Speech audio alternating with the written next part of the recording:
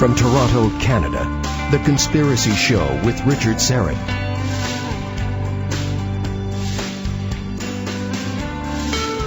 Welcome to the Audio Imaginarium. Come on in, weary traveler, hang your cloak on a peg, grab a stool, and come warm yourself by the fire.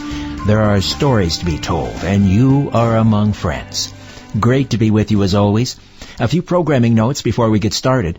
There is no YouTube live stream tonight. Albert and Ryan are off, but the live YouTube stream will return next week as per usual.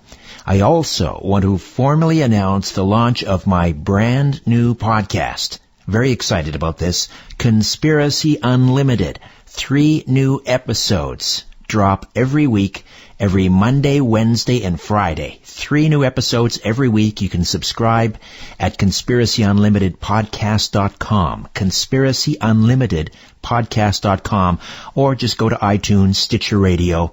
Again, Conspiracy Unlimited, 3 new episodes every week. So much going on in the world that I just can't cover everything on a weekly terrestrial radio show, and thus the rationale for the new podcast. Very excited about it. Hope you enjoy it, and you'll let me know what you think. Rosemary Ellen Guiley will be with me in the second hour to discuss the angelic hierarchy. You know, during Christmas and Hanukkah, I always love talking about angels, so we'll do that second hour. First up, U.S. President Donald Trump has been described by many as a populist. Bernie Sanders certainly was a populist. But Louisiana Governor Huey P. Long, who served in the great state of Louisiana from 1928 to 1932, called himself the Kingfish, was a firebrand populist who rivaled and possibly surpassed FDR in popularity. 1 month after announcing his candidacy for the president, he was assassinated in the Louisiana State Capitol building. Incredibly popular with the people because of his Share the Wealth campaign, but he was despised by the elites and his political enemies. Don Jeffries dedicates an entire chapter to this remarkable historical figure, Huey P. Long, in his new book, Survival of the Richest. Previously, Don authored Hidden History with a foreword by Roger Stone. Don Jeffries, how are you? Fine, thanks, Richard. Thanks for having me on. My pleasure. Survival of the Richest, how the corruption of the marketplace and the disparity of the wealth created the greatest conspiracy of all. A lot of people, maybe when they see this title, they might say, oh, this is right down Bernie Sanders' alley, but not so. Explain. Yeah, I differ from most, and I think that's why a lot of leftists aren't drawn to this book, because they just kind of instinctively go for the FDR, LBJ type of great society programs that create huge bureaucracies, and as we've seen over the decades, do little to eradicate poverty. LBJ's war on poverty was lost as surely as Reagan's war on drugs was. So, I'm a Huey Long fan. So, I go with the Share the Wealth thing. I want to go after the root. But the problem is that too much wealth, the majority of the wealth, is concentrated in an incredibly small number of hands. And if you're ever going to have any kind of fair society, you have to free things up, as it was for most of our time. The greatest time economically in America's history was basically when we had the greatest distribution, the fairest distribution of wealth, which would have been like from the 1940s through maybe the early 1970s. So we need to go back to something like that. You cannot have the situation we have now. Recently, the most alarming statistic that came out is that 50% of Americans, half the country, are making less than $27,000 a year. And I don't know. I mean, that's nothing in today's. That's barely $27,000. You might be able to get a one-bedroom apartment in some areas of the country. So that you cannot have that kind of distribution of wealth and have a first-world economy. It's just not possible. But the answer is not to create another program or another government program that clearly these things don't work. You have to go out to the root cause, and I think Huey Long gave us a blueprint for that. The Kingfish. So let's talk about Huey Long, this populist governor of Louisiana and a member of the United States Senate. He was really only on the political scene a short while. Governor for 4 years and senator for, I think, less than 3. So let's talk about Huey P. Long. Where did he come from? Well, he was obviously a Louisiana native, and he really was like a lightning bolt. I mean, he became renowned at a very young age, and just was a brilliant guy. And he, as you said, his political career was relatively short, but he was only 42, I believe, when he was assassinated. So who knows what would have laid ahead for him? I mean, he could have, we could have decades, and his ideas were just incredible. I mean, Huey Long was basically talking about Huey Long's pressure caused the only good things to come out of the FDR administration, which was the National Labor Relations Act of 1938, which gave us the 40-hour work week and overtime, and pensions, vacation, pensions began to be created, that kind of thing, where workers didn't enjoy that before. But Huey Long had been advocating a 30, maybe 20-hour work week and 4 weeks off for every American worker and things like that. So his pressure created that kind of stuff. And if you look at what he did during his time in Louisiana, again, as opposed to like a bureaucratic program, you see the tangible results. I mean, Huey Long invented the concept of adult education. His infrastructure program in Louisiana basically is something that we were hoping maybe Donald Trump would emulate when he talked about building the infrastructure of the United States, because we desperately need one. But he built he built the state up from a marshland. I mean, his charity hospitals that he built all across Louisiana resulted in the death rate in Louisiana dropping by 30%. Until he came along, mental patients, people with mental problems, were just thrown in jail. Huey Long built institutions for them. He did things like that they're just for, that we don't even think of today. And, at the time we see something now where in Europe and other places are talking about coming up with a universal minimum type of income, which seems like a crazy idea, but I think people are recognizing that because of the distribution of wealth around the world, it may be the only answer unless you're going to throw people on the streets. And Huey Long was, during his Share the Wealth program, one of his proposals was that the people be given a yearly stipend if their income was less than 1/3 the national average. So he was ahead of his time on so many things, but unlike what we would see today and what you would think of him, as opposed to any kind of a communist or socialist thing, Huey Long's tax plan was going to exempt the first $1 million, which would be $12 million in today's dollars, from taxes. So, I mean, no conservative Republican would even come up with that, where, people making $1 million or less pay no income taxes. That was Huey Long's plan. Instead of having 5 tax brackets, he had 2, 0 and whatever above $1 million. Well, no, he still had tax brackets. Basically, his plan was the first $1 million went tax-free, and then I believe it went up 5% or something for every $1 million after that, up until, in today's dollars, it would be $60 million. After $60 million, 100%. So, I mean, today, do people really, would everyone be okay with a $60 million fortune? So there's still room to grow, but I think that's only necessary because of the way, it's just human greed. It's just the way things work, and we see it today, where the people with money just want more no matter what, and what happens is none of that trickling down ever happens, so you have the crazy situation we have today, where, as I said, half the people are making $27,000 less that are working. Of course, we know all the people that are out of work, despite the fake unemployment statistics, which only count the people that are getting benefits. And Trump himself rightly pointed out how phony those statistics were under Obama, but now that he's the president and they're lowered, somehow these are great statistics, and they haven't changed the way they calculate it. So it's still phony, and the problem is still there. And you also have that same half for the country, the 50%, the bottom half, has less than 1% of the collective wealth.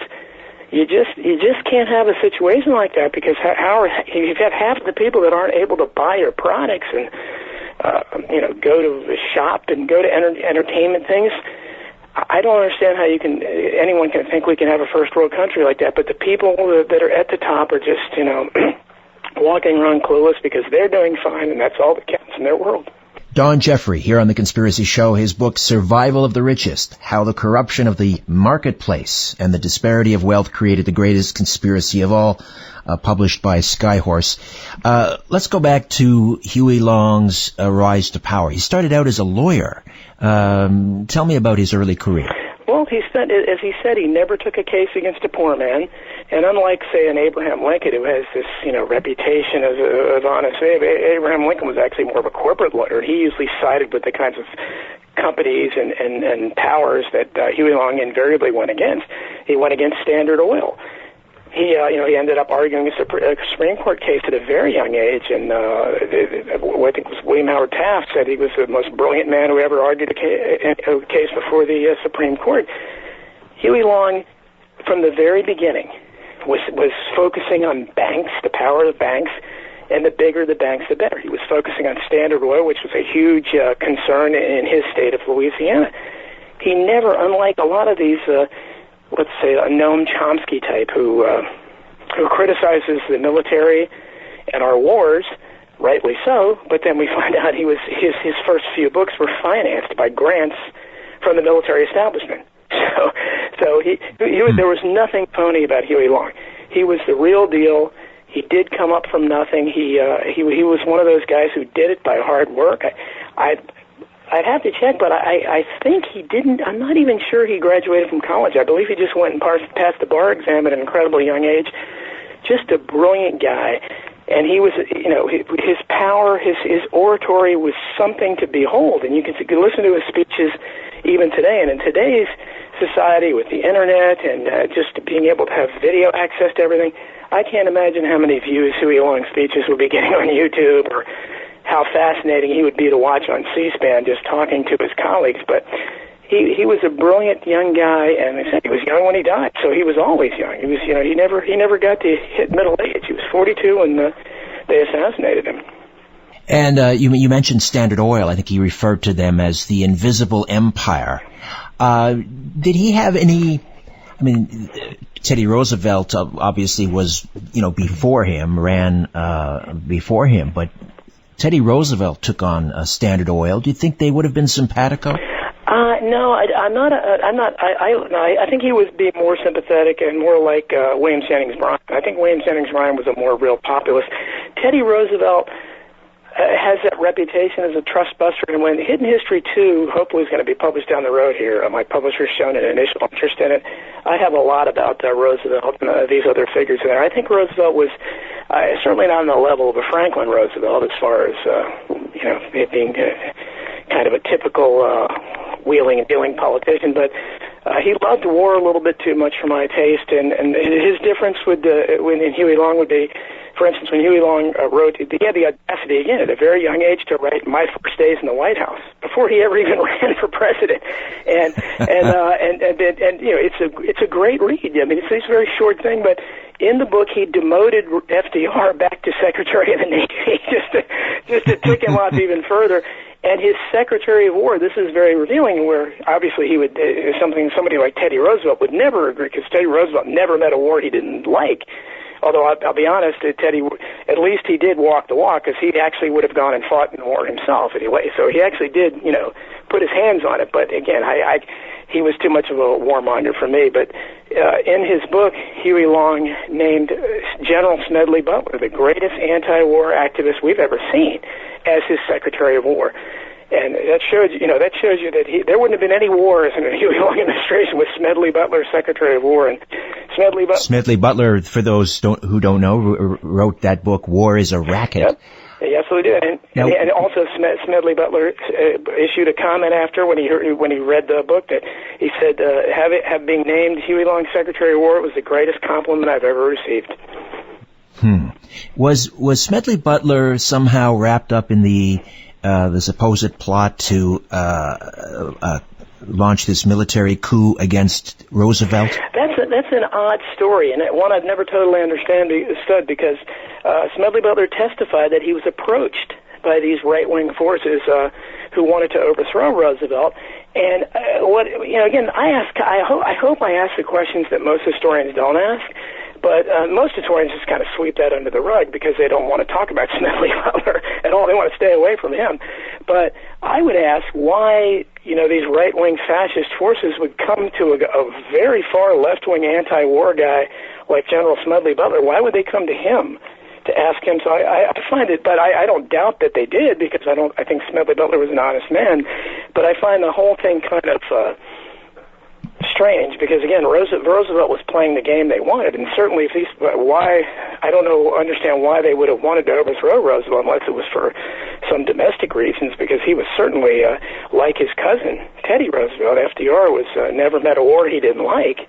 And, I'll explore that in Hidden History quite a bit. Hidden History 2 quite a bit. All right, Don, let me jump in here. We'll take a time out, come back, and continue to delve into the remarkable life and career of populist Louisiana Governor, Senator Huey P. Long, right here on The Conspiracy Show. Don't go away. Keeping an eye on the New World Order. This is The Conspiracy Show with Richard Syrett. We are back with Don Jeffries, the author of Survival of the Richest, How the Corruption of the Marketplace and the Disparity of Wealth Created the Greatest Conspiracy of All. Of course, previously, Don penned a very explosive book called Hidden History, with a foreword by a very controversial figure, Roger Stone, a good friend of President Trump. We're talking about Huey P. Long. Now, he ran on as a Democrat. It's come to light by people like Dinesh D'Souza, but earlier by other authors, that the Democrats at that time particularly were really connected with the KKK. The KKK was kind of the military wing of the Democratic Party.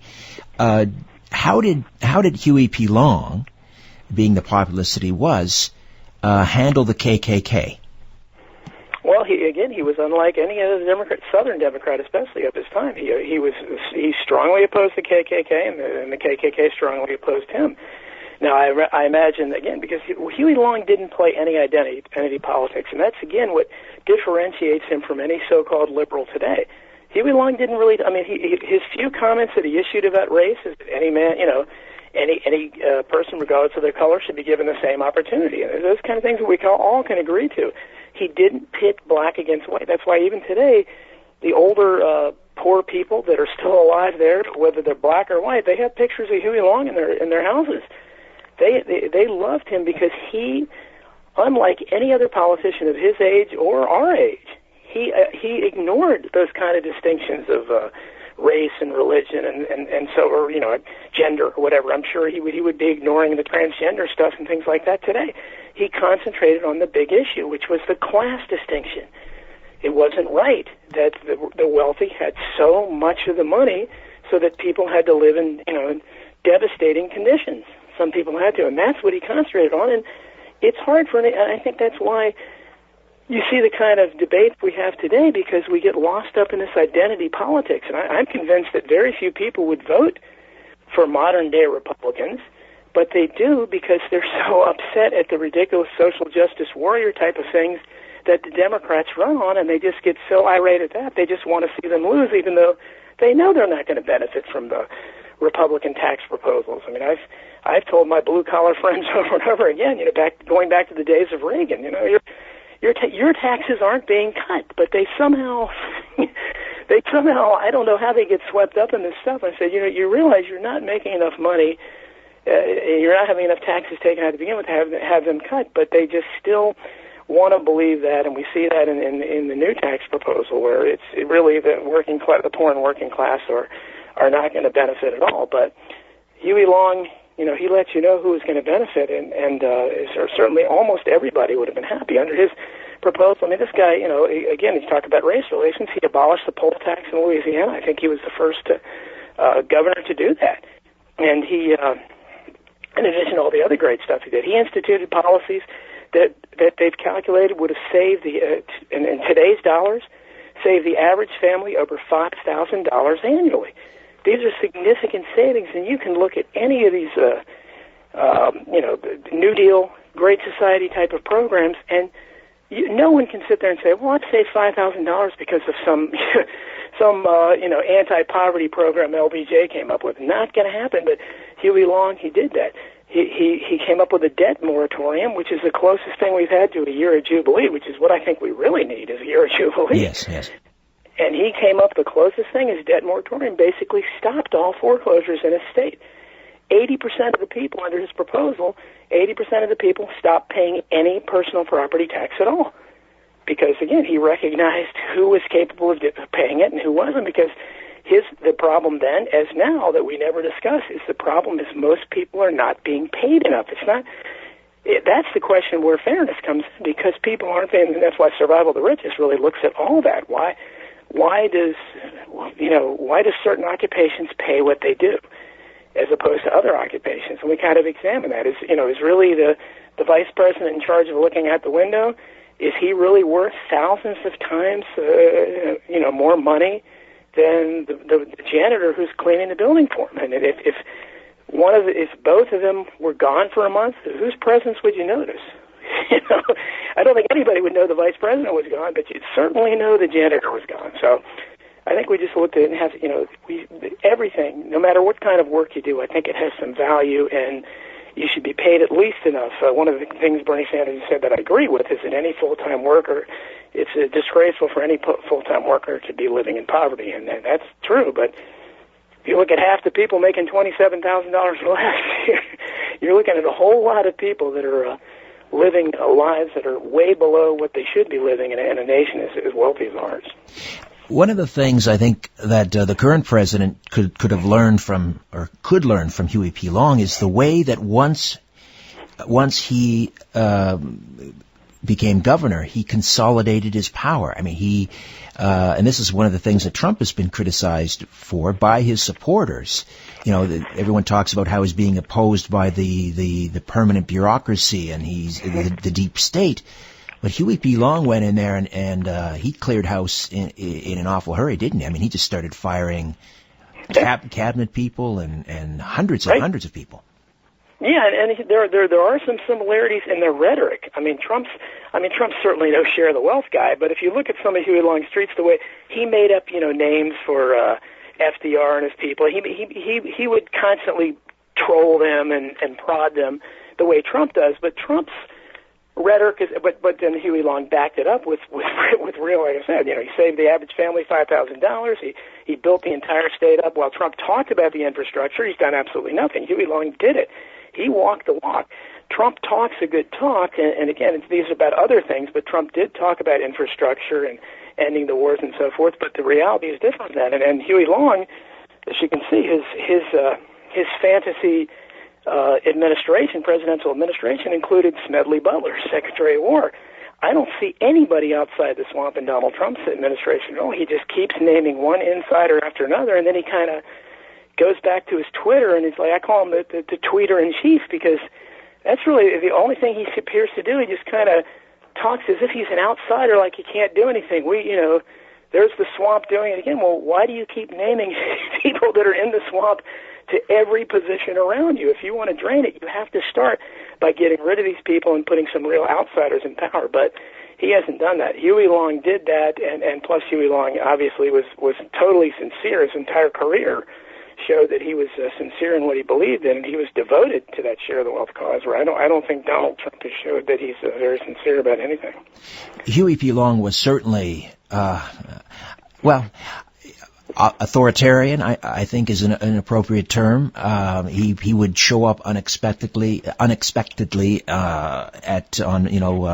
congressional or state senate hearings and corral political opponents and grab people by the collar and sort of bully them into voting certain ways. And also, I read where every state employee had to pay a portion of their salary directly into his sort of political war chest.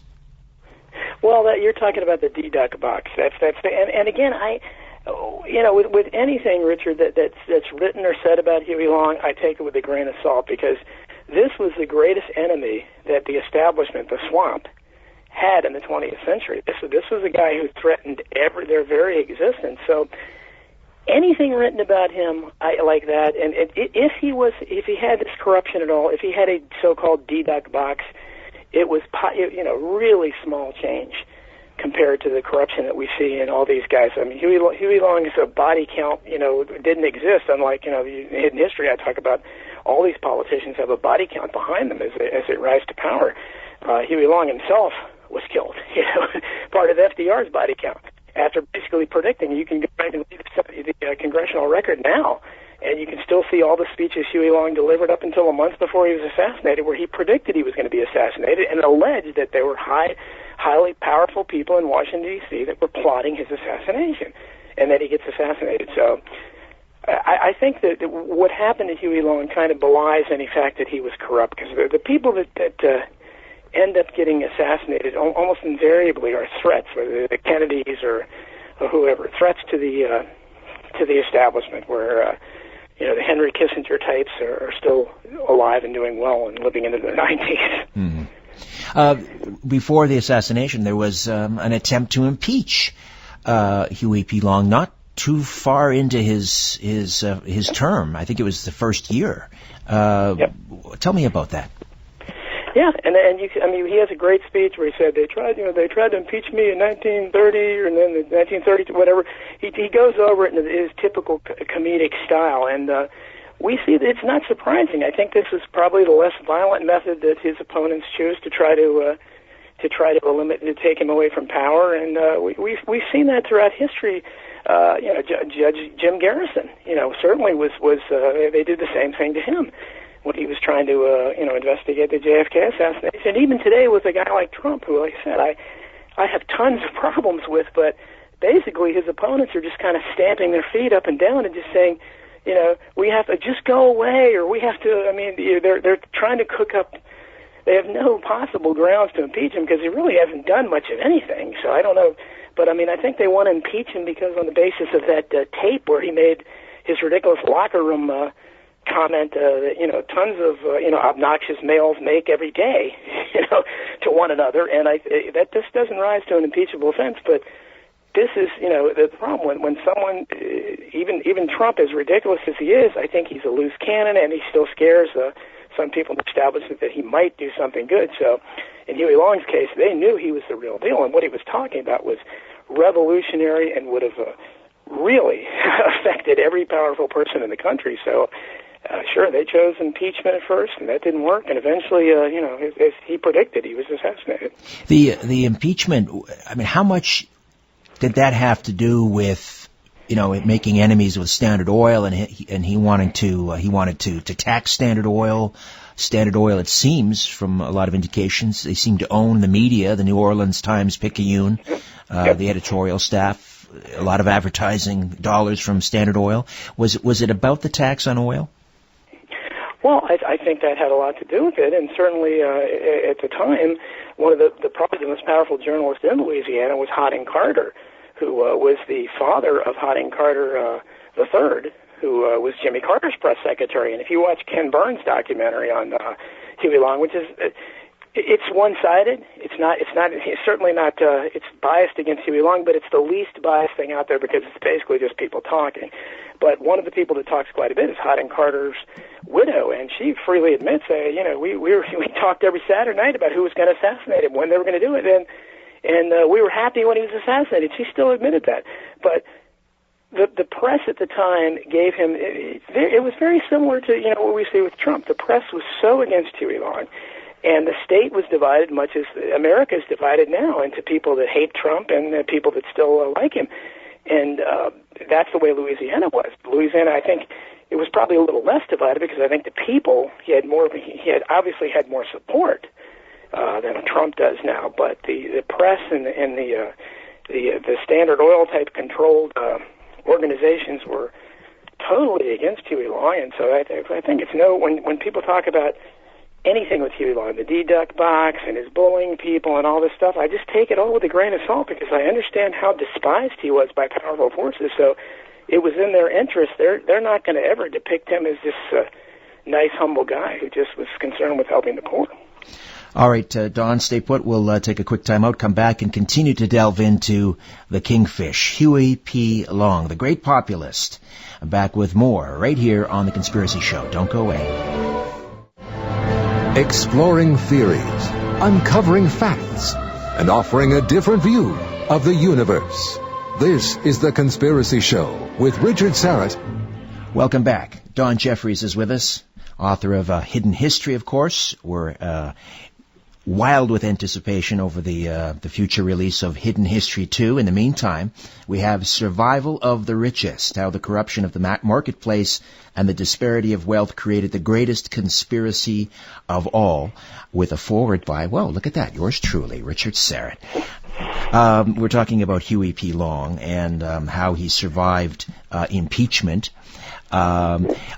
I don't know, again, these reports from his critics, how you'll react, but it sounds like he had a bit of a vindictive streak after he survived that impeachment. He reportedly set about to fire even relatives from state jobs of those who opposed him, and really set about to clean house. Did he have a bit of a vengeful streak in him, Don? Well, again, he may have, but again, anything about his personality, it's hard to tell because most, his history is written by the victors. I've stressed that constantly in Hidden History too. When we look at history, you have to understand who won, whatever it was, whatever war, whatever political struggle. And in this case, Huey Long definitely lost.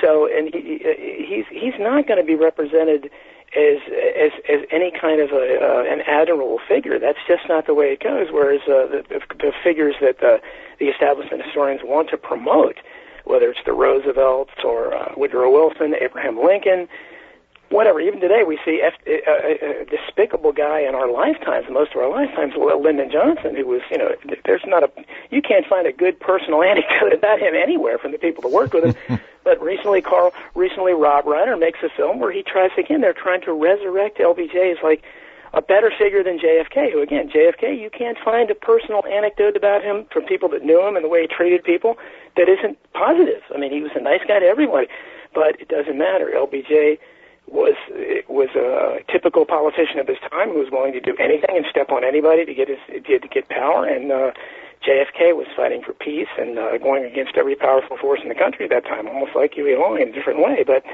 so with Huey Long, it's really hard to tell where his first thought, but I certainly wouldn't, I wouldn't have blamed him even if he wanted to get rid of all his opponents. And I think that's the problem was what Trump isn't doing. Huey Long was trying to drain the swamp of his day, and in his case, Louisiana was a literal swamp.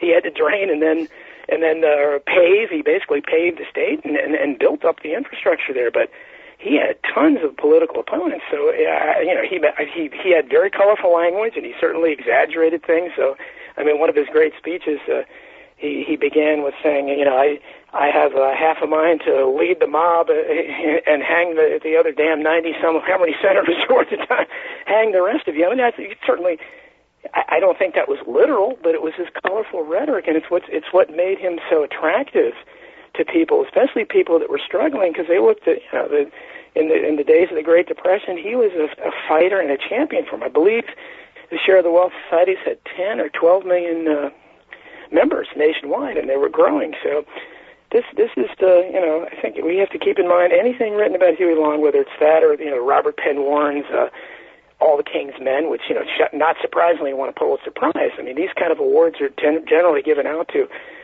establishment-approved themes, and the theme of that, obviously, is that what you're talking about is Huey Long was this demagogue who really didn't care about people and was power-hungry and a bully and had this deduct box where he was just, corrupt at the basis level. And I think his record, and even if he was personally corrupt, there's no denying what he did to impact the people's lives, unlike a totally personally corrupt guy like Lyndon Johnson, who did nothing but lose the war on poverty and create more poverty with all his bottomless bureaucratic programs that all they did was just create more government workers. All right, we're coming up on another break here. When we come back, Don, I want to get into very quickly why he decided to run for the Senate after I don't even think he fully completed his term as governor, then jumped into the Senate, and of course, ultimately his untimely demise. That's all coming up with Don Jeffries, author of Survival of the Richest: How the Corruption of the Marketplace and the Disparity of Wealth Created the Greatest Conspiracy of All. You're listening to The Conspiracy Show. My name is Richard Syrett. Don't go away.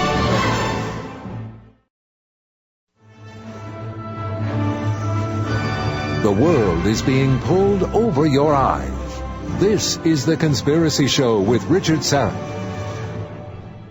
We're back with Don Jeffries talking about Huey P. Long. Why did he leave the office as governor and jump into the Senate race so quickly? That's a curious question. I think maybe at the time he didn't realize. I believe it was an effort on his part to go national, more of a national figure, becoming a senator, instead of just more concentrating on his, because he'd pretty much done most of what he had to accomplish in Louisiana. As I said, the statistics I quoted earlier. He had, repaved the state, built up the infrastructure, and done all these great things that helped everyone, except, again, the very wealthy.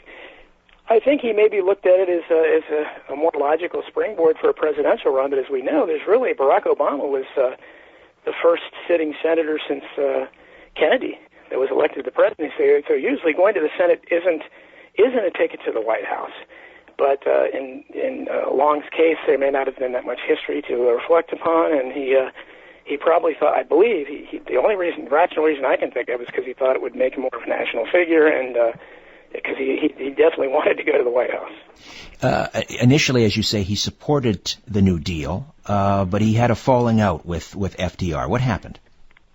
As he said early on, he started, much as many of us looked at who Trump put in his administration, he looked at it and he said, when you see people like Bernard Baruch and James Warburg, whose brother Paul Warburg had been, president and helped plan the ridiculous Federal Reserve System. He knew. He basically said, what are all these bankers doing there? And FDR just basically wanted to shut him up and to get him to go away. But FDR had lots of critics on the left, especially initially.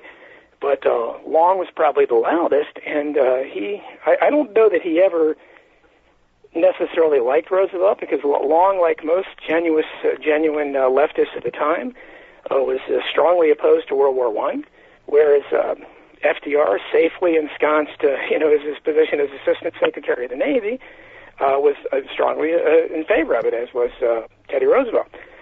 So I think he already was kind of suspicious of him because of that kind of thing, and but when he saw all these bankers surrounding him and these insiders, much as we see today with Trump, he realized what was going on, and then Roosevelt was slow to act, and he certainly wasn't doing the kind of things Huey Long wanted, because Huey Long, again, wanted, you got to do something about the concentration of wealth. You got to get the money down to these people. You've got 1/4 of the people, out of work. They're waiting in bread lines and so forth, soup lines. He didn't see Roosevelt doing that, and the more he protested against him, I think Roosevelt ended up considering him one of the two most dangerous men in the country, along with Douglas MacArthur. That was a well-known quote of his, and a lot of us think Roosevelt himself, it may very well have been the architect behind the assassination of Long, because that's who he directly threatened. Long was going to run for president in 1936, probably as an independent, and at the very least, he would have taken enough votes away from Roosevelt to ensure that the Republican would win. No fan of the Federal Reserve either, not surprisingly. Did he make a lot of speeches in opposition of the Federal Reserve on the House of the Senate floor? I don't know how many speeches he made, but he was one of the earliest critics. He was one of the first ones to realize that it was a disastrous act. And I think because the Federal Reserve Act was passed in 1913, so, Huey Long first came to prominence less than 20 years later. So again, there probably wasn't that much history to draw upon, but he definitely was on the record as being opposed to it. And again, it went with all of his, and Huey Long had a distrust of bankers, so naturally just as he saw who was in the Roosevelt administration, he saw all the people lining up behind the Federal Reserve Act. And he realized, if these people are supporting it, it can't be good. But Huey Long, in my mind, he was on the right side of virtually everything. I mean, from what I've studied of him, as far as, what I would consider, what I would support, and that's all we can look at, I guess, is, how would we act if we were in that position? What would we support? And Huey Long seemed to be, come down on what I consider the right and fair side on just about every issue. President Trump is really, love him or hate him, he has really mastered the use of social media, both in his campaign and now as president, sort of going over the head of the politicians directly to the voters. with Huey P. Long, he was really a pioneer in mastering the use of radio, and he went on these tours with his nationwide tours with these radio addresses. They were drawing huge numbers, something like 25 million radio listeners. Talk to me about his use of radio. Oh, yeah. I believe he began every broadcast with, "Ladies and gentlemen, this is Huey P. Long tonight, speaking to you in a further effort to get rid of all the grafters and corruption," or something like that, but words to that effect. But, yeah, he was, and again, you can only imagine what kind of an audience he would have today, because he was so media savvy, unlike Trump, who kind of appears awkward, and he's certainly not articulate. Huey Long was incredibly articulate, was very funny, and like Trump, could come up with color. When he would just castigate the Democrats, although he was a Democrat and a nominal Democrat. He called them Tweedledum and Tweedledee, and High Papa Low'em and Low Papa Hi'em, and he talked about how there wasn't a dime's worth of difference between them, and he was really the first one to point that out too. As far as I know, I never have heard of any politician before him making those kind of speeches where he just contrasted both his own party and the other party, and just basically said they're identical on all the most important issues. And no one even does that today. I mean, Trump kind of did when he was running, but again, he's a lot less articulate, and he can come up with a funny phrase here or there, but it's not to the level of, I don't think they're memorable phrases, unlike Huey Long. I mean, people don't forget High Papa Low'em and Low Papa Hi'em.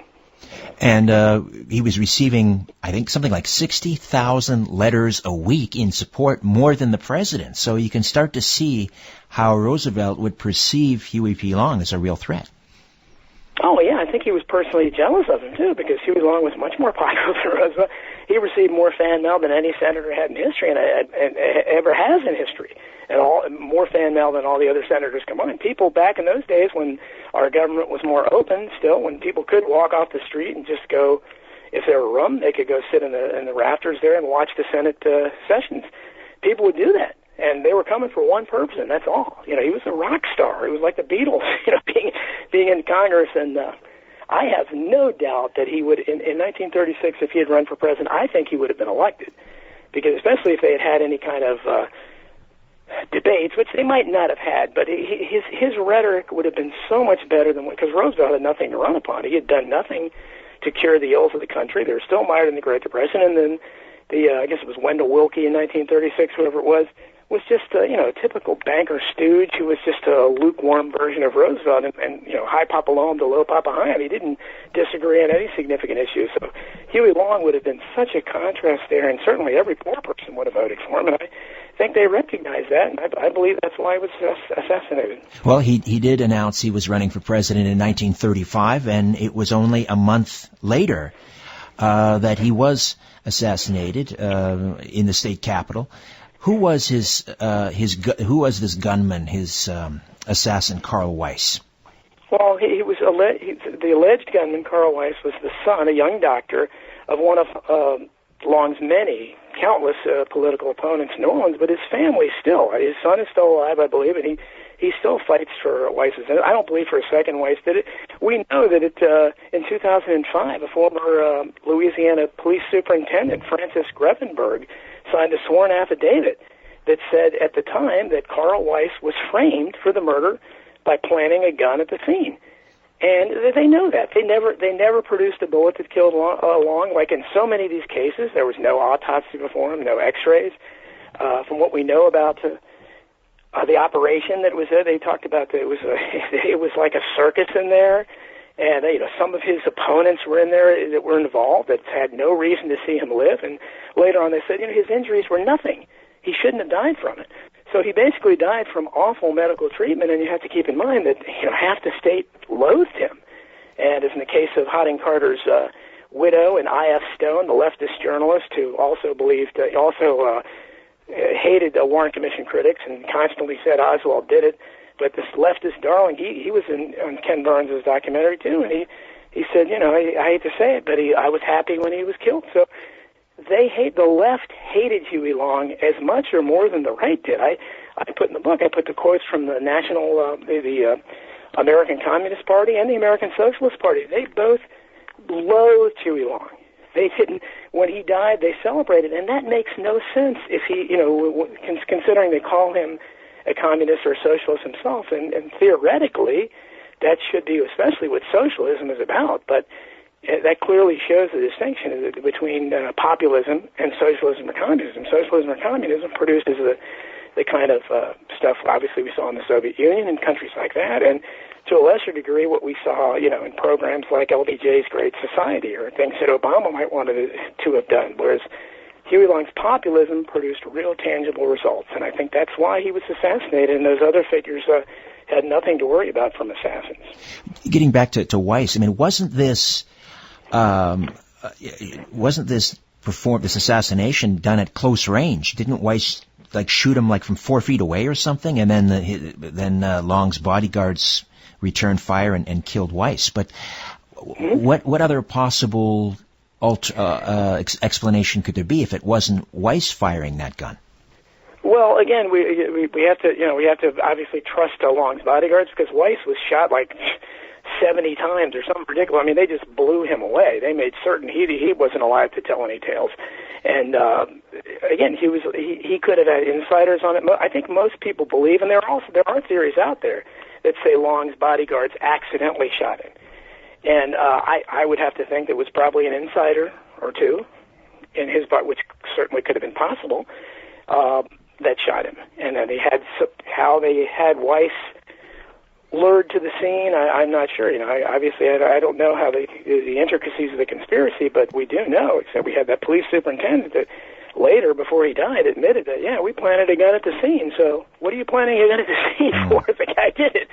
So, I mean, that tells you right there that, that's an insider. He has nothing to gain from that. He didn't get a big book contract, or he had no financial incentive to say that. He was going against the establishment. So we know that the official case is dubious at best there, and when you take into consideration the person who was assassinated and how controversial he was, to me that alone it proves that it was no lone nut, because we know that who had the most to gain from Huey Long's death, and at that time that would have been really the entire establishment of his state and the country, and certainly FDR and the Democratic establishment, especially of the day. Did Huey Long have children, and did they become active in political life? He did. He had children. Of course, one of his sons, Russell Long, was a longtime senator, but he's the one that supposedly was the one who alerted Jim Garrison, who's played by Walter Matthau in Oliver Stone's JFK. Who first got Jim Garrison interested in the JFK case. But he was a longtime senator, but he wasn't a share of the wealth guy, and not until I've become fortunate to strike up a friendship with his great granddaughter, who runs the Huey Long website, and a lot of the statistics I got came from that website, and she's very devoted to her great grandfather's legacy, and as far as I know, she's the only one in the family who's doing that, and I sent her the book and everything, and she seemed to appreciate it. And I've told her about all the interviews I've done about Huey Long. As far as I know, I'm the only one out there that's not buying the official story of Huey Long himself, let alone his assassination, which is that he was a demagogue, had this deduct box, he was corrupt. Because I look at his career and I said, this guy was revolutionary. It's no wonder they assassinated him. He said they were going to, and I don't buy their negative stories about him, because I think he was a great man, and I think she appreciates that. But as far as I know, she's the only person in his family that really has followed his legacy. Don, final question. We've got less than a minute here. Is it possible for another Huey P. Long type, another populist in his mold, to come up through the ranks and become president? Well, you would hope so. I think the message would be very receptive, and I think we saw, as I remarked in Survival of the Richest, we saw elements of that in both Bernie Sanders and Donald Trump, and I think that's why they both were so popular. They were striking, messages, parts of the populist message, different parts. But when they talked about trade and they talked about putting America first, building the infrastructure and stuff, that's stuff that strikes home with people that are struggling. Of not having jobs here and all that kind of stuff. That strikes, you're not going to get anywhere with average people by talking about we live in a global world and we have to go intervene in whatever country. populism says, hey, look, we have problems here. Let's point out the obvious elephants in the room. So I think certainly a populist candidate could. Now, but you can only imagine how much the media would attack a real candidate like Huey Long. Absolutely. Don, thank you so much for this again. Survival of the Richest, available at Amazon? Yes, Amazon, Barnes, and it should be in all Barnes & Noble stores. You Google it, you can find it just about anywhere. Survival of the Richest. Thank you so much. Thanks for having me, Richard.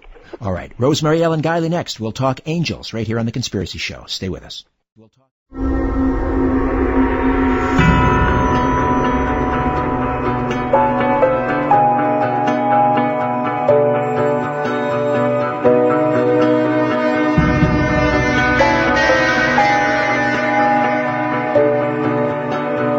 Live from Toronto, Canada, The Conspiracy Show with Richard Syrett.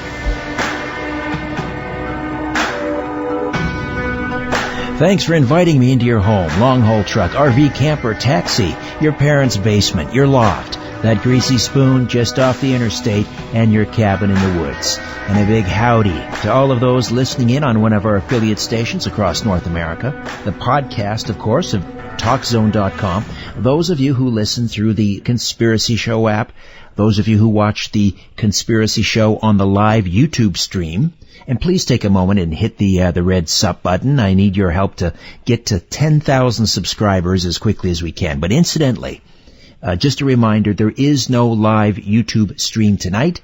However, and wherever you're listening, I bid thee the warmest of welcomes, and I thank you for your fine company. And again, I want to remind you that my brand new podcast, Conspiracy Unlimited, launched earlier this week. 3 new podcasts every week, and I upload those every Monday, Wednesday, and Friday. And you can look for it on iTunes and Stitcher Radio, or you can go to conspiracyunlimitedpodcast.com. Conspiracyunlimitedpodcast.com. There are all sorts of widgets there to help you subscribe on your iPhone and your Android or RSS feed. And again, Conspiracy Unlimited, new episodes Monday, Wednesday, and Friday. All right, Christmas fast approaching. You know, people always ask, are you ready for Christmas? And the answer is always the same, no. But it doesn't matter, right? It comes whether we're ready or not. But I do love Christmas, and one of my favorite things around this time of year is to get Rosemary Ellen Guiley on the program and talk about angels. I always have associated Christmas with angels. Of course, angels were present at the birth of Jesus Christ. It was an angel who announced to the shepherds in the field in Bethlehem that the king was to be born that night, the light of the world, the Prince of Peace. And a few years ago, I think it was 2015 actually, Rosemary put together a wonderful book on the subject titled Calling Upon Angels, How Angels Help Us in Everyday Life. Rosemary is a regular contributor to The Conspiracy Show. She's the author or co-author of, I think it's over 70 books now, covering the paranormal, spiritual matters, all things many of them major encyclopedic works, and her website is visionaryliving.com. Rosemary Ellen Guiley, welcome once again to The Conspiracy Show. How are you? I'm doing well, Richard, and season's greetings to you.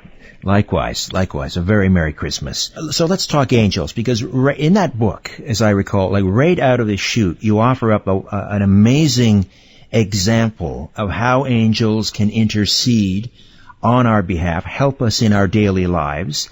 This was a case out of, I believe, New Jersey, not too far from where you are, an electrician who, by all accounts, should have just been, dead as a doornail, were it not for, according to him anyway, the intercession of an angel. Tell us about that story. It really is an astonishing story, and many like it, where people feel they have literally been rescued from the brink of death by an angelic force or some mysterious spiritual force.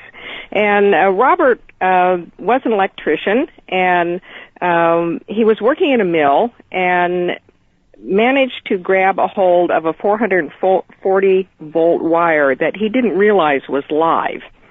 And that's enough to kill a person. And, of course, when you are in contact with that high voltage, if you're touching it, you can't let go. and the electricity literally fries you on the inside.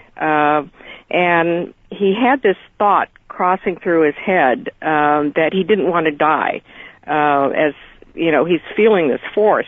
And suddenly, it seemed that somebody or something from behind ripped him away from the wire. Now, in a case like this, anyone who would touch him would then be affected by the electricity as well. So that's what makes these situations so dangerous. Right. How do you get someone in the crucial seconds? How do you get someone off the wire? And so he feels a pair of hands grab him around the waist and pull him off. So, of course, at first, he thinks that miraculously one of his co-workers did it, but nobody touched him. And so his conclusion was that he had been saved by an angel. It literally felt like a pair of hands that had rescued him from a fatal experience. I think his co-workers offered up a more prosaic explanation. They thought maybe his brand new shoes, I guess he had shoes with rubber soles on them or something, that perhaps they had prevented him from being electrocuted because they insulated him. That's right. And, of course, there's always a search for a natural explanation.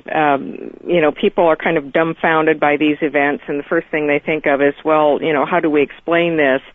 And still, rubber-soled shoes didn't quite explain it. Now, he was treated for third-degree burns. He even lost one of his little fingers for gangrene, and he developed psoriasis. And interestingly, where the psoriasis patches appeared around his waist, it was like the imprints of hands. Wow. And that, for him, that reinforced that he had some sort of divine intervention. So I've collected so many stories like this over the years, Richard, where people have, they've been in near car accidents, they've felt steering wheels yanked out of their hands, like invisible hands come down and start steering for them to save them from a terrible accident. People have been saved from drowning, from falling, and they literally feel a physical force, like something physical has picked them up or pulled them off at the last possible second. And we attribute these interventions to angels. I've always been curious as to where angels come from. In the Christian tradition, they are created along with humans by God, separate from humans. They're not human, but where do they reside? I mean, are they earthbound? Do they descend from the clouds? Is there an angelic realm which is sort of equivalent to one of the hyperdimensions? Where do they reside? Well, of course, in ancient times, they literally were up in the sky because that's where heaven was. And so there would be, images of angels coming down from the sky and that sort of thing. In modern terms, we can describe them as being residents of other dimensional realms, non-physical realms. One explanation would be the astral plane.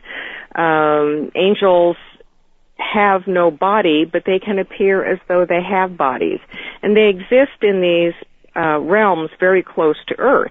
Well, that sort of fits in with one of the models of quantum physics that holds that there are parallel worlds stacked up on top of each other next to Earth, and maybe even up to 11 of them, and that these parallel worlds would have versions of ourselves in it, maybe other beings. There might be doorways between these realms. So the abode of angels certainly has altered in time as our understanding of the cosmos has changed. But they are otherworldly, and yet they have access to Earth. Rosemary Ellen Guiley, my guest here on The Conspiracy Show, the author of, just too many books to list, Ouija Gone Wild, The Art of Black Mirror Scrying, The Jinn Connection, Haunted by Things You Love.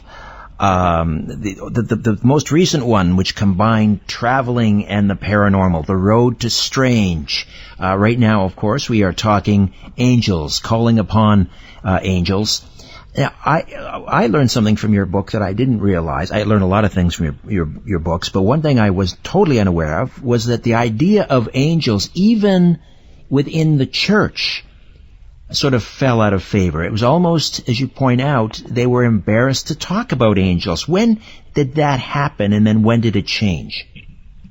Well, angels have risen and fallen in cycles over history as the church has considered them important or not. And probably the first big demotion of angels happened in the Reformation, where the Protestants split off from the Catholics. And in that split, the emphasis on angels was diminished in favor of a tougher line, a harder line that brought more of the demonic and the satanic influence in, that these were the horrors that would await you if you sinned.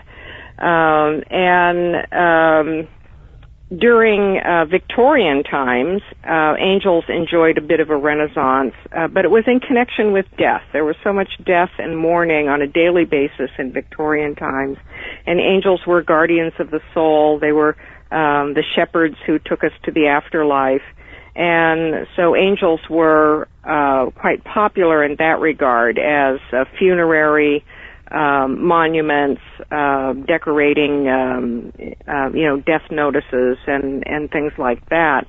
Angels were considered to be very stern in Victorian times, and were not cheerful, pleasant beings. That they might come to warn you about your wicked ways rather than be more cheerful and happy and helpful as we consider them today.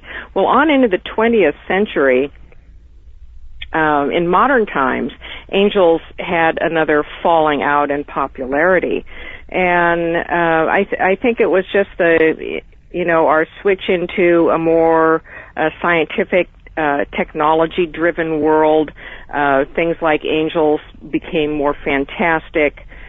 Something that was associated with, the old days back in the Bible. They don't really exist. They're just sort of devices to help explain stories. And in the around the mid-20th century, there were theologians who were even reluctant to talk a lot about angels, and people didn't come forward with their experiences because they were afraid of ridicule, much like UFO contactees are afraid of ridicule today.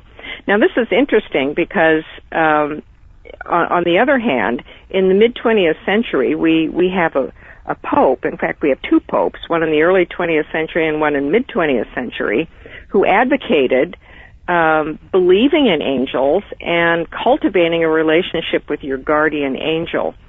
And those were Pope Pius XI and XII.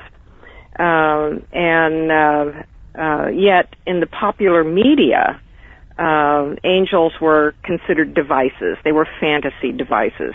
But that changed around the 1990s, and I think this was kind of an outflow of what started in the 60s with an interest in spiritual things and meditation, metaphysics, probing the meaning of life, led to, in the 90s, a renaissance of angel literature, angel experiences, and more people coming forward about their stories and believing in angels. I think we need to believe in angels, Richard, because they are, from the beginning, they are and were intended to be intercessors to the divine, to be able to help humanity. And when people feel powerless, when they feel disenfranchised, when they lose their way, we do need some sort of a spiritual resetting of our compass. And angels are one of the perfect intercessors to help us do that. 100%. And we need them now more than ever. I believe in angels. I also believe in fallen angels. I believe in demons. I believe in an unseen world. But we're talking angels tonight as we approach Christmas. Rosemary Ellen Guiley, my guest, visionaryliving.com, the website. And check out this book. Check it out on her online store. What a wonderful Christmas present this would be. Calling Upon Angels. Be right back. More of my conversation with Rosemary right here on The Conspiracy Show. Don't go away. Keeping an eye on the New World Order. This is The Conspiracy Show with Richard Syrett. We are back with Rosemary Ellen Guiley, visionaryliving.com, the website. And tonight we're talking angels, calling upon angels. Share with us another story of an angel interceding in someone's life, Rosemary. Well, one of the stories that struck me the most that I put in Calling Upon Angels, it was another rescue story. And it was about a woman who was in the hospital with a respiratory condition.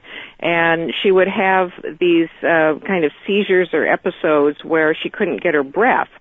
And to the point where she was in danger of passing out. And so she would have to, summon help.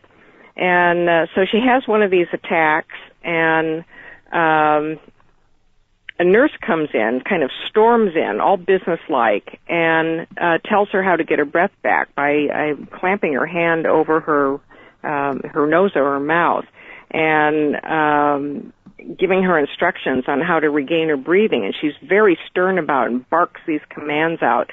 And then as soon as the patient has recovered, the nurse kind of storms back out. And the woman was very grateful for her help because she thought, wow, this is why didn't someone tell me this technique before? I wouldn't be struggling so much. So she wants to find out who this nurse is to thank her, and nobody knows who the nurse is. There's no nurse by that description, no nurse on the floor that matched the description that the woman gave. And so she came to the conclusion that she had been helped by an angel as well. And in angel literature, this is a phenomenon. It has a name, and it's called the mysterious stranger. And the circumstances are that somebody finds themselves in an emergency situation of any kind, and suddenly a person, male or female, appears on the scene very quickly, knows just what to do to rectify the situation, doesn't say a whole lot, just what is needed, disappears abruptly, and then no one can ever find them again if they try and trace them down. So another dramatic, and if we have time for another story, yes, please. Another one like that. 2013, there was a young woman. I think she was about 19 years old. She was in a very bad car accident, and she was pinned. She was injured and pinned in her car. This happened in Missouri. And the police blocked off the highway 2 miles away from the accident, and rescue workers were trying to extricate her from the wreckage, and her vital signs were failing. So it was getting rather dire, and she actually was afraid that she was going to die as well. And she asked if there was someone who could pray with her. And a voice in the crowd says, "I will." And suddenly, out of nowhere, there's this priest. And he's an older man, he has silver hair, and no one had noticed him before. He steps forward and he starts to pray with the young woman. And not only that, he starts giving instructions to the rescue workers how they can get her out of the wreckage. And while he's doing that, equipment arrives. I think it's a device called the Jaws of Death or something like that. Jaws of Life, right. The Jaws of Life. Yes. Thank you. Yes, that, it gets people out of crushed wreckage situations. And so she was rescued. And nobody had seen this priest. many photographs taken of the scene, no priest whatsoever in any of these photographs. So speculation, it goes viral all over the world. An angel saved this woman. Well, about a week or two later, a real priest came forward and said that he was responsible for it. But he had no explanation for how he got past the 2-mile perimeter cordon of the police. He said he'd been driving by, saw the accident, and went to see if he could help. Well, the road was blocked off 2 miles away. And no one saw him parking his car, walking across the field. No police officer stopped him. No photograph shows him. So, personally, I think the church, for whatever reason, wanted a natural explanation for this, and it puzzles me why. I think she was rescued by an angel who manifested in the form of a priest. Fabulous story, Rosemary. The hierarchy of angels. You'll have to help me out with this, because I remember, of course, the seraphim and the cherubim and then the archangels.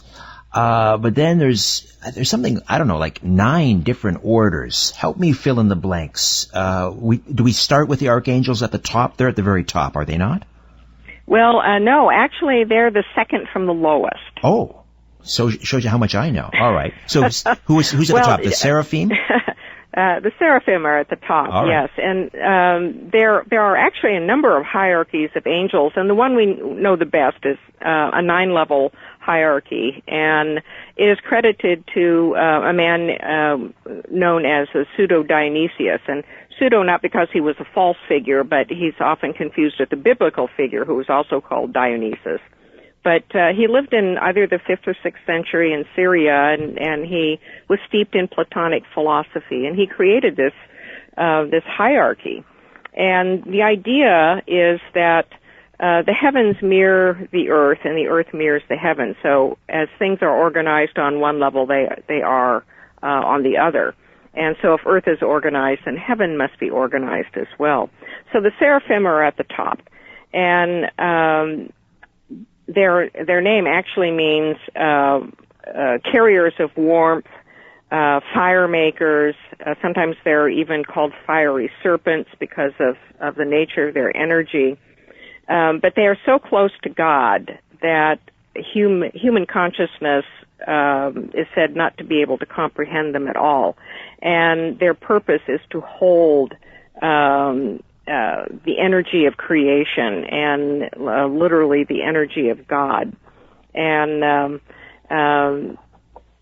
the idea of the hierarchy is the energy of each level sort of trickles down to the next level and trickles down till we get down to the lowest, which is angels, which sort of retranslates all this energy in a way that human beings at this dense physical level can absorb and understand. So the seraphim supposedly have very little to do directly with human beings because they are concerned with holding the field of creation. Are they the ones with all the different eyes on their wings? Both the cherubim and the seraphim are described that way. Oh, okay. And one of the things that I found when I was researching angels, and it got kind of maddening because there was such an overlap in descriptions. There would be overlaps in the descriptions of the angels themselves. Angels would have different names but the same duties. And when you get into the ranks of fallen angels, there would be angels who seemed to be both, like they were two-sided, you know. And it gets to be a lot to sort through. But yes, the seraphim, the many eyes represent sort of the all-seeing eyes of God. They see in all directions, and they see everything in creation. The cherubim underneath them are keepers of knowledge. And these are the beings who are said to have guarded the gates of Eden with flaming swords to keep outsiders out. And when Adam and Eve fell from grace, it was a cherub that drove them out of Eden. And so on a human level, the cherubim represent knowledge of God and also the power to know and see God. So when we do a lot of spiritual searching, we might be coming into contact with some trickle-down cherubim energy. Trickle-down cherubim, I love it. Sounds a little bit like trickle-down economics. Well, actually, there have been cases on record of individuals who feel that they have been in contact with cherubim. I think Teresa of Avila had some angelic experiences, and she described one of them as a cherub, and he had a bow and arrow and sent the arrow into her heart, which instigated a mystical experience where she was swept up into the fiery rapture of God. But she described it as a cherub angel. What's after the cherubim? We have then the thrones, and the thrones are literally the chariots of God. They're like the vehicle God rides around in, so to speak. All right. Interesting. God gets around the heavens, he rides on the thrones. And so they also have many eyes, and they're often described as wheels. Ezekiel's vision of the four mysterious creatures in a chariot with omnidirectional wheels is often interpreted as throne energy. Interesting. So is it possible then, the modern day UFO phenomenon, those that aren't, highly sophisticated U.S. aircraft, they could be thrones? The thrones have been compared to UFOs because of the circular shape and the wheels and the fact that they access the cosmic realms. Yes, many comparisons, and in fact, even angels have been compared to extraterrestrials and extraterrestrial visitors.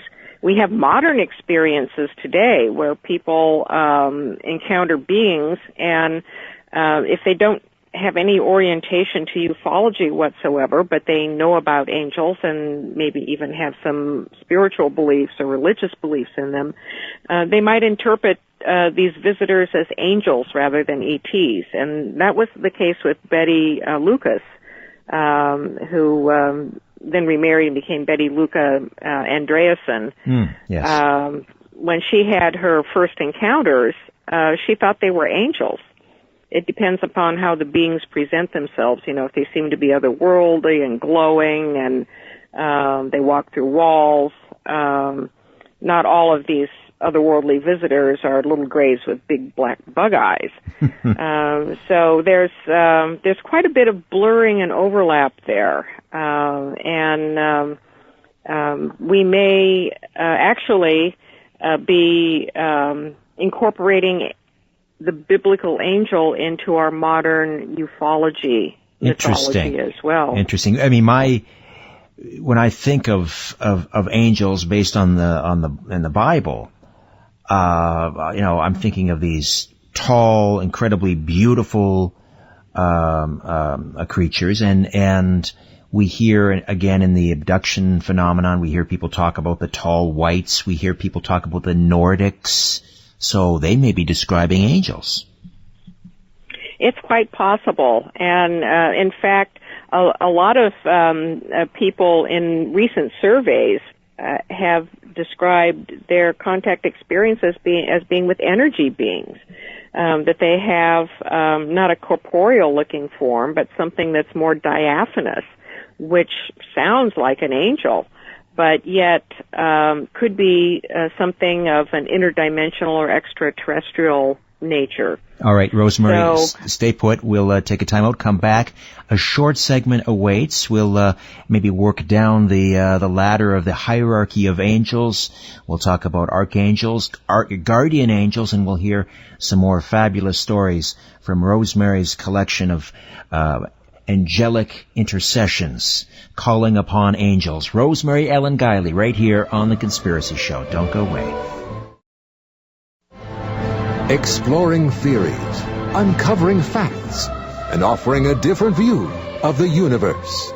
This is The Conspiracy Show with Richard Syrett Calling Upon Angels is the book. Rosemary Ellen Guiley joins us once a month to discuss all things paranormal, metaphysical, and as we approach Christmas, what better time to talk about angels? So we talked about the seraphim, the cherubim, then we talked about thrones.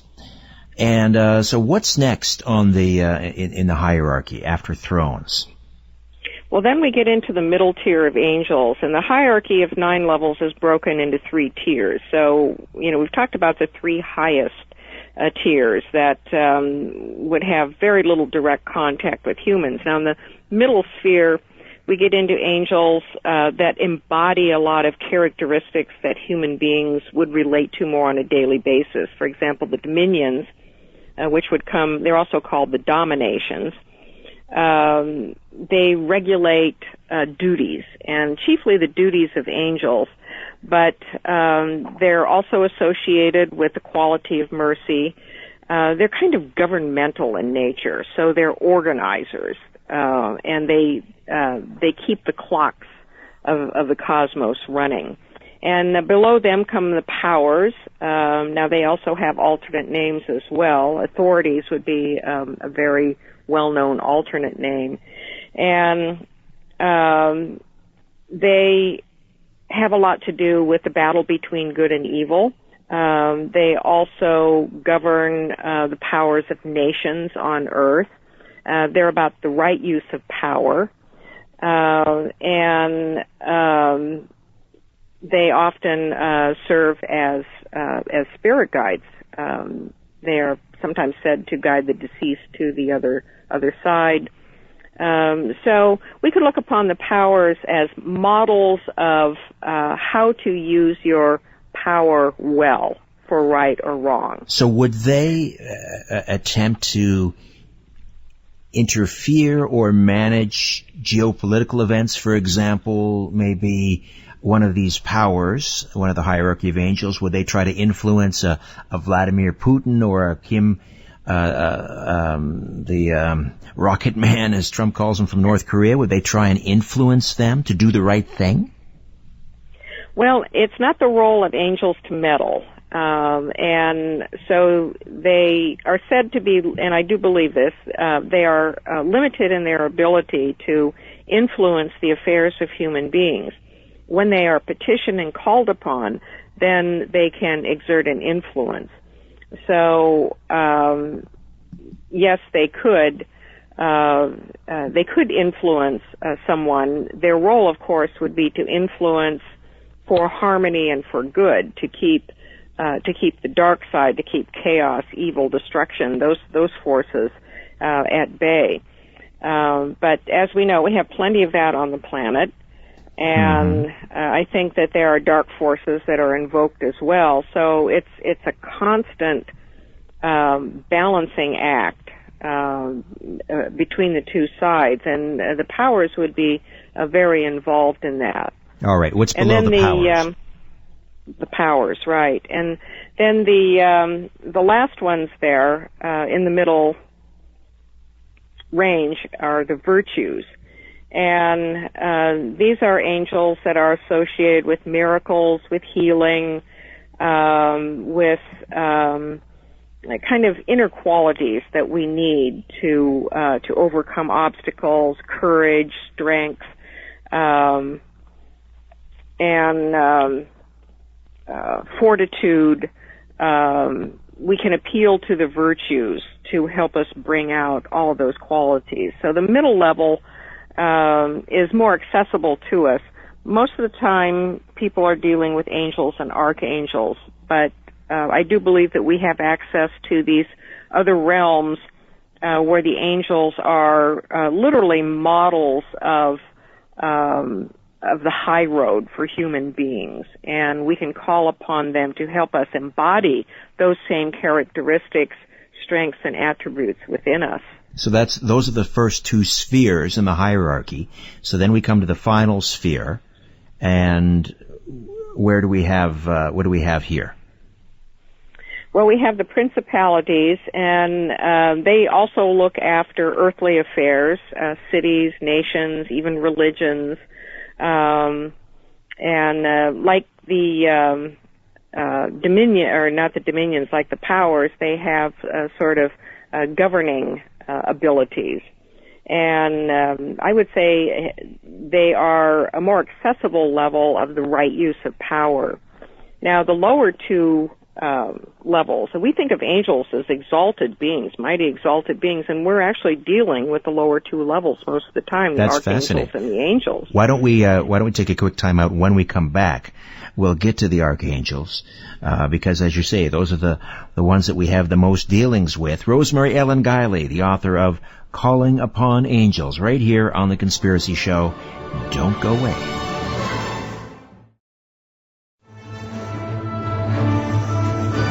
The world is being pulled over your eyes. This is The Conspiracy Show with Richard Syrett. We are back with Rosemary Ellen Guiley here on The Conspiracy Show. Her website, visionaryliving.com. Again, the book, Calling Upon Angels. Now, we're in that third sphere in the hierarchy of angels, and these are the ones you say that we humans have the most dealings with. And so, where have we arrived at the archangels yet, or is there still one above?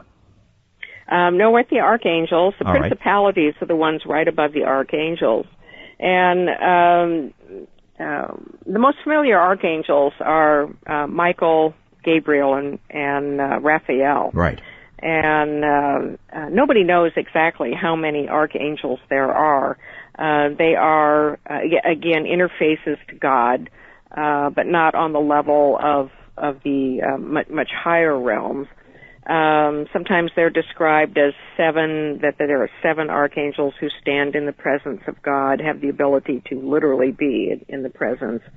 Numbers differ depending upon the theologian. These are all very visionary kinds of models and descriptions over the centuries. The ones that we know the best come from the Bible and also from books outside the Bible. But the Bible actually only names 2, and that's Michael and Gabriel. And Raphael is named in the Catholic canon in the book of Tobit, which is not in the Protestant Bible. So all the other names of angels and archangels come from books outside the Bible.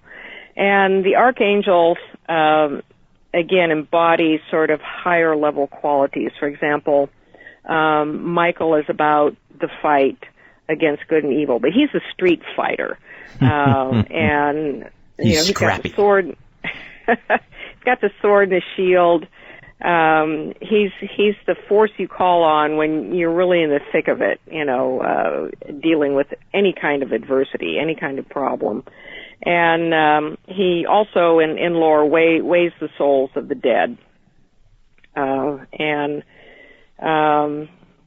is a valiant kind of epitome of the fighter against evil. When you say he weighs the souls of the dead, does that mean, what does that mean in terms of judgment? It sounds like we're all going to line up and get our meeting, some FaceTime with Michael then.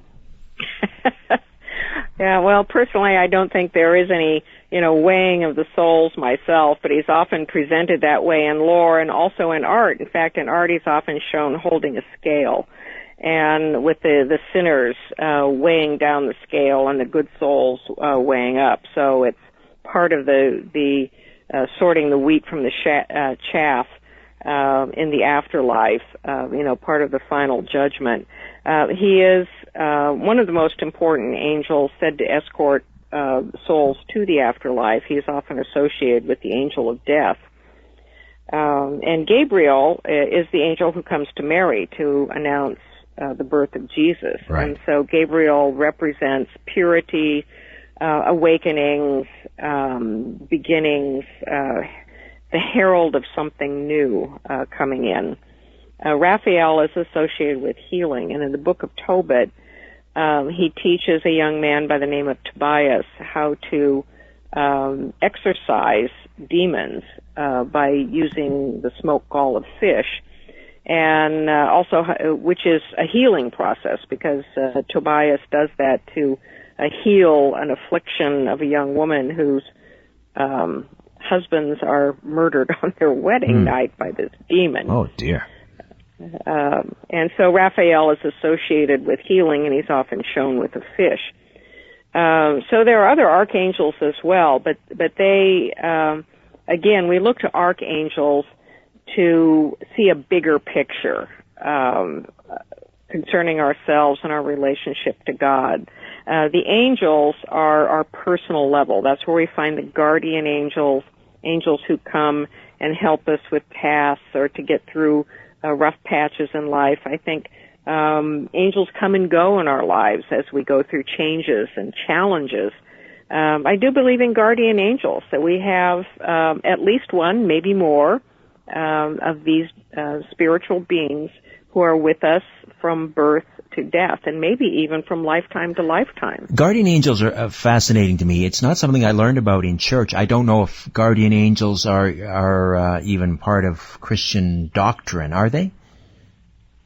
Do you know? Well, there were these two popes in Pope Pius XI and XII who had a lot to say about guardian angels. In fact, in 1950, Pope Pius XII issued an encyclical where he told people to believe in their guardian angels because the guardian angels will help you if you believe in them, and the more you believe in them, the more they will help you, but they have to be asked. Then we have another Catholic order, the Angelorum Sanctorum, which fosters belief in angels and encourages people to form relationships with them. But, it just may vary a lot today. Just look at the dark side. We have many priests, for example, who don't deal with the dark side, don't even want to get involved in it, and others that will. And that seems to be the case with angels, the emphasis on angels today. A lot of people think that guardian angels are relatives that have passed on, but that can't be right. I mean, angels are an entirely different creation, right? Though our guardian angels are not dead relatives, right? Well, technically, no, but I think that our ancestral dead can become like angels. And I get stories like this all the time where people lose a loved one, usually, a parent. It's usually a parent, an aunt, uncle, a grandparent, and they feel that person remains close to them in a guiding sort of way. So it's like they take on a mantle like a guardian angel, but they don't become angels themselves. I really do believe that angels are entirely separate from human beings, and that we do not become angels once we pass to the other side. You've had some angelic experiences in your own life. Tell me about one. Well, I had some remarkable ones in the 1980s. I was, and the presence is still with me in different ways, but I was doing a lot of intense spiritual study. I was meditating, taking classes and courses, reading, writing.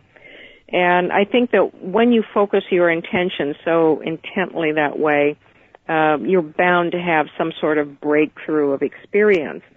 And I started having these lucid dream encounters with a being that was an angel to me. I called her Silver Lady because she appeared in flowing, what appeared to be like flowing silvery garments, and she was a benevolent figure and a teacher, and I received a lot of instruction from her. I was taken places, otherworldly places, telepathic communication, and it all fit in with the study that I was doing. She had no face. I only saw her face once, and it was just a swirl of kind of iridescent color, a very kind of opalescent color, a little bit lighter than mother of pearl. Sounds like a light being, like a light being. Like a light being. And my interpretation, and this is an example of how we subjectively interpret our experiences, the only framework that I could fit her in was angel. I didn't consider her to be an extraterrestrial. She didn't have quite those categories. spirit being, to me it didn't fit. The only thing that fit was angel. And I had these experiences for quite a while. I couldn't make them happen. They were always pleasant. But they ended in a very interesting episode that was very physical for me. And I woke up in the middle of the night, literally in the middle of the night, and Silver Lady was standing almost like an apparition would stand beside the bed. She was beside the bed, however, not at the foot of the bed. And this energy was streaming out of her fingers. She had a human form, and she was bent over me, and this energy was coming out of her hands into me. It was today we call it a download, and back in the 80s that term hadn't caught on for this kind of infusion. In Eastern mysticism, it's called Shaktipat, when you get a transmission of energy from a human teacher to a student. But I felt like I was just being downloaded by this tremendous energy, bits of information, and I couldn't quite grasp it all. I was like filling up like a gas tank, and I had no control over it. I wasn't afraid, but this thought occurred to me, like, how can I accommodate all this? Because I was filling up, and then it stopped as suddenly as it started, and she vanished, and I had no more of those lucid teaching dreams. I would love, I imagine a lot of listeners would love to be able to find out who their guardian angels are and even communicate with them. I only have about 60 seconds. Give us some tips on how we can find out who our guardian angels are, and then how we can reach out to them. The best way is through prayer and meditation. Many people will find the names of their angels simply by entering a prayerful state or a meditative state and asking for their guardian angel to make themselves known. And whatever name arises first within you is the name. It doesn't have to be a biblical name. It could be even something more common today, but that's the best way to make the connection.